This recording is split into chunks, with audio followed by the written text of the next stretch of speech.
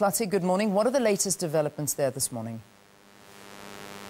Good morning, Leanne. Well, there is a glimmer of hope that we could soon hear the presidential results because late last night the Zimbabwean Electoral Commission started releasing results from the parliamentary votes, and already it's showing that ZANU-PF is leading. When we look at the margins from the various constituencies that have been declared, they are quite massive.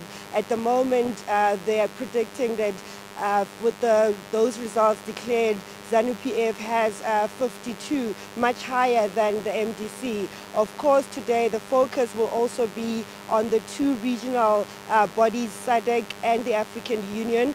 Both their observer missions will be releasing the outcomes or their findings of Wednesday's vote. Is there any clear proof to back up the MDC's claims at this point?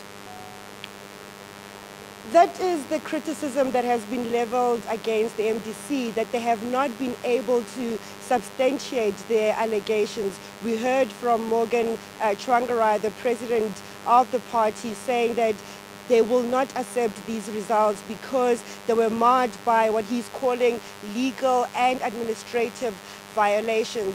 Obviously, one of the big issues has been around the voters' roll, which they are saying that legally they should have released it well in time to be able to scrutinize it, but this did not happen. They actually went into the election before they received it. But in terms of allegations around duplicate ballots that they say were printed, they have not been able to provide much evidence.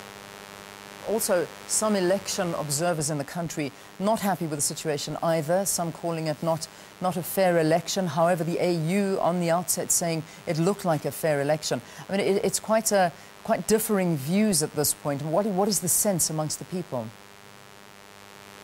Quite different views indeed. I mean, we heard from the SADC electoral commissions basically saying that from what they've seen, it was credible, it was free and fair, and they were actually urging all the political parties to accept the results. But on the other side, there are those that are complaining that there was a high number of people that were turned back, unfairly turned back from the polling stations, and basically saying the voters' roll itself was very chaotic, and if it had been sorted out, some of these problems could have been resolved. But as you said, from the African Union, Olusegun Obasanjo, the former president of Nigeria and who's leading the AU observer mission, on election day, twice speaking to the media saying from what he has seen and from reports he's getting from the observers across the country, despite the imperfections, it appears to be a credible election. Mahlatse Gallens